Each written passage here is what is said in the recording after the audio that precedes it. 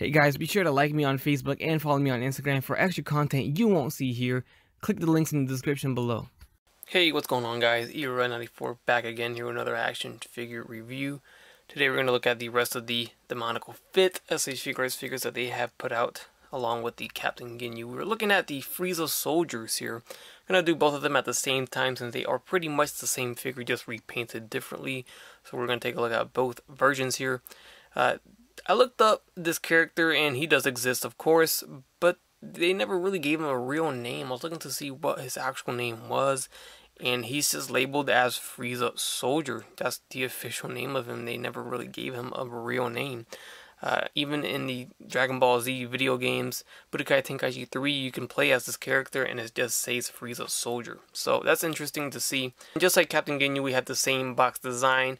They are trying to mimic the actual design of the SH Figuarts box. They're just not using the Dragon Ball Z logos, Bandai of course, or Tamashii Nations of course, anything like that. They're just using their own logo and doing a random name. So this time around they just put F Soldier.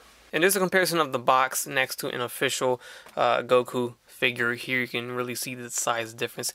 It's the same size as the Captain Ginyu box. They're all the same size. And they're all significantly bigger than your regular SH Figuarts. Something I did notice here, for the blue and gray version, we have Theater Edition. They also put it down here, Theater Edition. I'm going to assume that they're trying to refer to the movie edition, because when I looked up information about this character, I found screenshots of this character in the Bardock movie, so maybe they're trying to refer that this is the Bardock movie version of this character, or of this Frieza Soldier. Here is the back side where we see our standard stuff that we always see with our actual real action figures from Bandai Tamashii. Good poses there. There is the bottom of the box, the side here. You can see the difference. And then we have the other side, the top standard basic stuff. Alright, and there we have them both out of the box. So, it's worth noting, when I was in the process of unboxing these two figures, both of their heads were not even connected to the body. They were just laying on it, but they weren't pegged in, so they both plopped off. The scouter plopped off because it wasn't connected. So it seems like whoever is packing these in the warehouse over in China, or whatever machine they're using, I don't know how they do it. They're just really not caring about it because they're just throwing the figure in there. Anyways, that was just worth noting that I had to go through that. So the way he comes in the box packaged in, we have a normal face with the scouter on, and we have a pair of fists on each figure. They both come with a separate alternate hairpiece, and this is actually sculpted exactly the same as the one that's on the figure already, but the reason why we get this is because if you want to display him without the scouter, then you can do so with this hairpiece, and you won't see a big old peg hole on the side where you would attach the scouter. And they both come with the alternate face of a screaming expression, like he is kind of getting startled, or he's scared of somebody or something coming at him.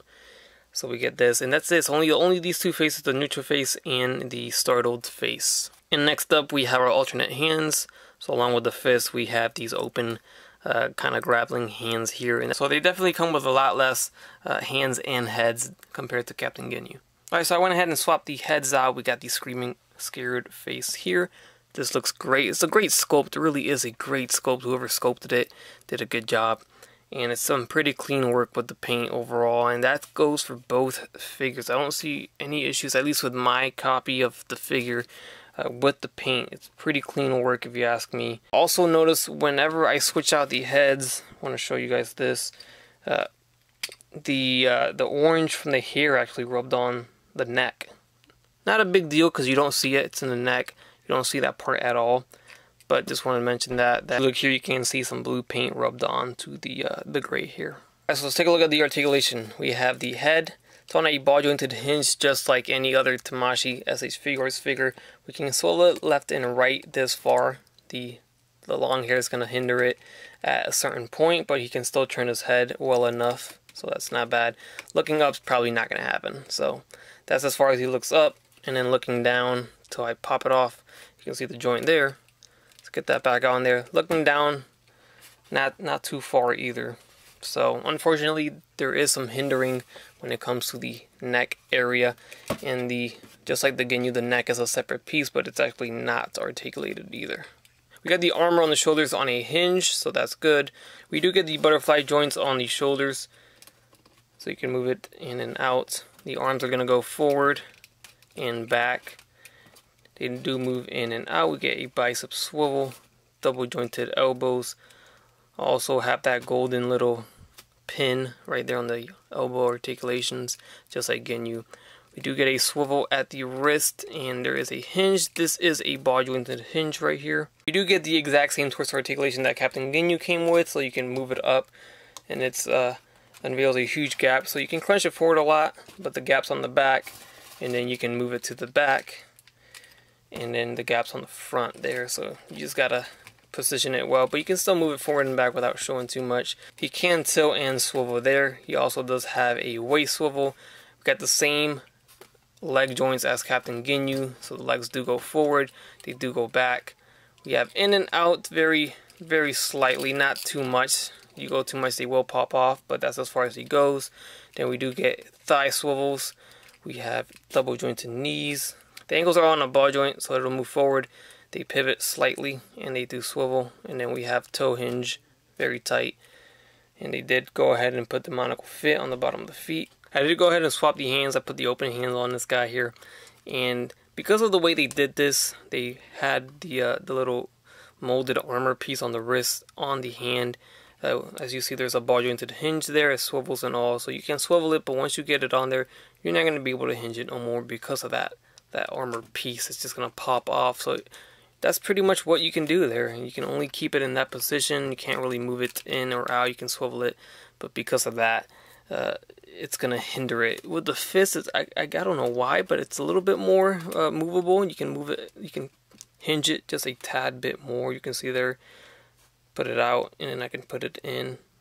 But it's not a big difference, you know. Alright, there's your height comparison next to Goku. There we have Majin Vegeta next to them. And lastly, here they are next to Captain Ginyu. They're pretty much almost the same height. I mean, look at these. These are a great, good-looking group of figures for a Chinese company. Come on. These look good. And I do want to point out, in case you haven't noticed already, the sculpts are different. At least the torsos are obviously different. The armor is different. The entire torso is different. The legs may be the same, and the groin may be the same. Obviously, the ankles or the boots are not, because there's a different sculpt there. And the forearm is different. But for the most part, they are different sculpts. So they didn't just reuse the Captain Ginyu one. That would have been weird.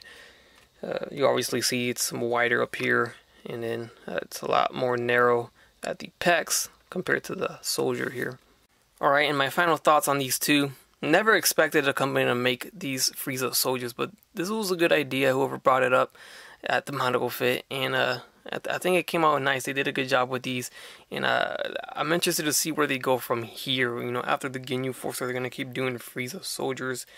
There's tons of other Frieza Soldiers out there. There's even more popular ones that have actual names, of course. So I'm interested to see if they're going to dive into that or not. Maybe they're waiting to see the feedback from these figures. But my feedback would be same as Ginyu. Tighten up the joints a little bit. I kind of saw these were a little tighter than the Ginyu one, but it might just be my specific figure. But overall, across the board, they should really improve the joints a little bit more to make them a little tighter for the legs, especially. I think the arms, the upper torso, everything's fine there. Maybe tighten up the ankles a little bit more, and that would be a little better. Of course, I still recommend them fixing the groin area, making it a little bit more posable to spread the legs apart a little bit more. I did a better job on this guy here, but we should get more dynamic ranges, especially with the legs there. And that's pretty much it. I mean, I can always say that they should add more shading or more details. You can always say that, but for the most part, for what they've done, for this being their first group of figures, that's how I'm seeing it. I really do like what they're doing here, and the fact that they're giving us characters that Tamashii hasn't given us at all. It's what makes this attractive, what makes people want to grab these figures. So hopefully they keep it going, keep it affordable. Please don't go any more than 50. Hopefully if they make a smaller figure like Goldo, that's going to be a lot cheaper, or Jace would be a lot cheaper.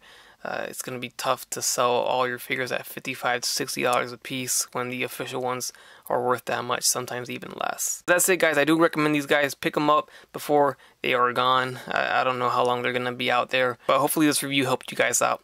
Anyways, check out my Ginyu review if you haven't done so already. Check out my other reviews if you haven't done so already. Leave a like down below, leave a comment, subscribe, and as always, have a great day. Bye.